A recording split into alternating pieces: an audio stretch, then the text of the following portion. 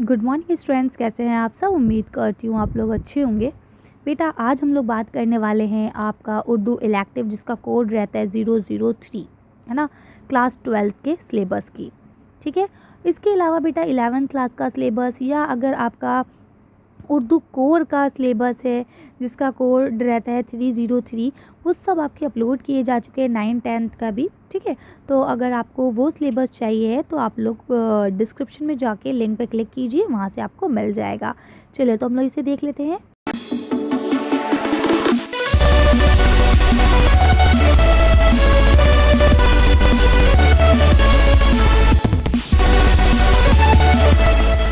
देखिए बेटा, जैसा आप लोग यहाँ देख पा रहे हैं कि भाई यहाँ पे आपका एक ही पेपर होने वाला है 80 मार्क्स का, और 20 मार्क्स आपके टीचर्स के हाथ में रहेंगे।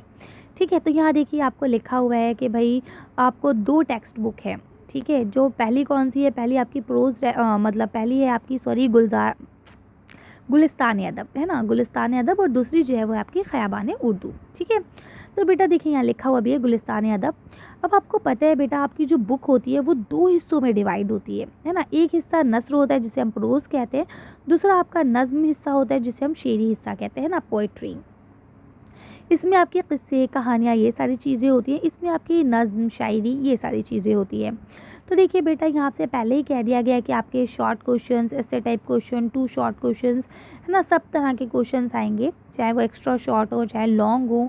ठीक है, तो सब तरह के क्वेश्चंस आएंगे, आपको इसे प्रिपेयर करना है। अगर ये कि बेटा आपको अच्छे से पूरा चैप्टर पढ़ के जाना है। वैसे तो देखिए बेटा आपके कभी भी इंटरनल क्वेश्चन नहीं आते, मतलब ये कि सिर्फ एक्सरसाइज वाले ही क्वेश्चन आंसर्स आपसे पूछे जाते हैं।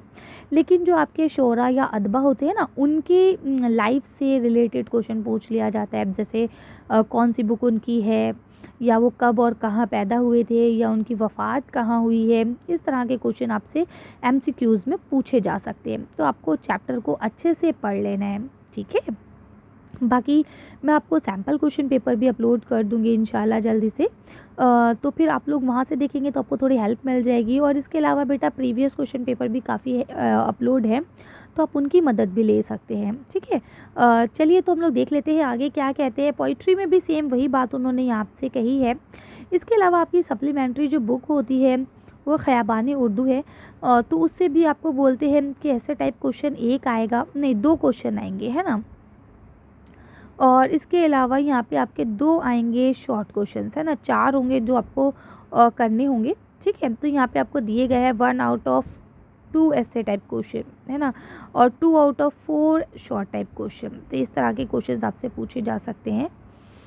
इसके अलावा उर्दू हिस्ट्री की अगर हम बात करें लैंग्वेज और लिटरेचर में, ये आपकी तीसरी बुक भी लगाई गई है।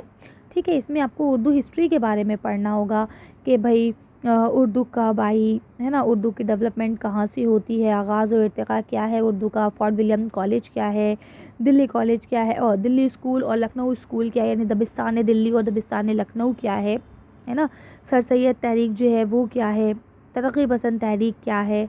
ये 2 तहरीकें आपको पढ़नी है। ठीक है, इसके बाद देखिए यहाँ लिखा हुआ है ना, हिस्ट्री ऑफ उर्दू लिटरेचर, कि उर्दू लिटरेचर कब आई, कैसे आई, इसका आगाज़ कहाँ से होता है, उर्दू के इब्तिदा में क्या क्या नाम थे।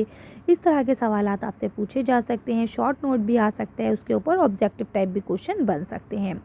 ठीक है, तो देखिए ये सारी चीज़ें ऑलमोस्ट हमारे चैनल पर अपलोड हैं। बाकी अगर नहीं है तो नए सेशन के हिसाब से इंशाल्लाह मैं पढ़ाना भी शुरू करूँगी, कोशिश करूँगी कि आप लोग का भी सिलेबस कवर कराऊँ, है ना। एक्चुअली बहुत सारा सिलेबस हो जाता है और तो थोड़ा टाइम भी लग जाता है। बेटा देखिए जब तक मैं अपलोड नहीं कर रही हूँ, जो पुरानी वीडियोज़ अपलोड की हुई हैं आप उनसे मदद लीजिए। ठीक है ना, है तो वो भी यही चीज़।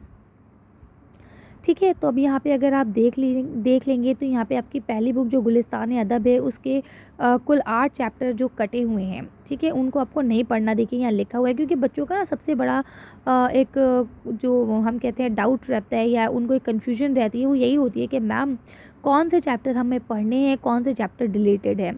तो बेटा जो यहाँ डिलीटेड चैप्टर दिख रहे हैं ना आपको, ये आपको नहीं पढ़ने। अब आप एक काम कीजिए, आपके पास गाइड है, बुक है, जो भी चीज़ है A to Z, अगर कुछ नहीं है तो आप कॉपी पेन ले लीजिए और इन चैप्टर्स के नाम लिख लीजिए।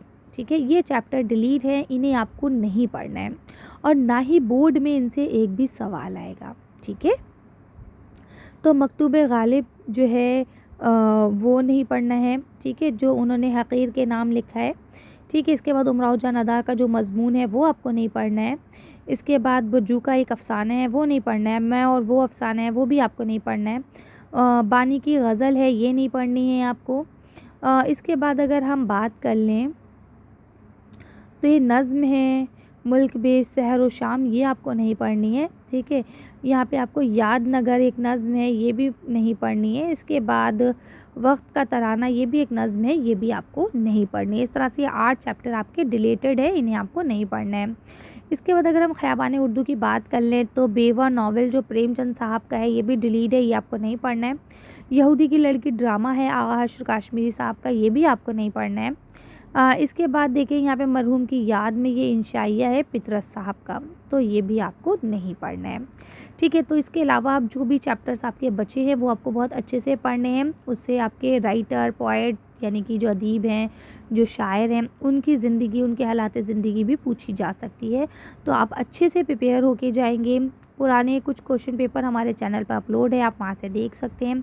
इसके अलावा किसी भी तरह की कोई हेल्प या सपोर्ट की ज़रूरत है तो आप लोग मुझे कमेंट कर सकते हैं। मैं कोशिश करूँगी कि आप लोगों के लिए उस टॉपिक पे वीडियो बना दी जाए।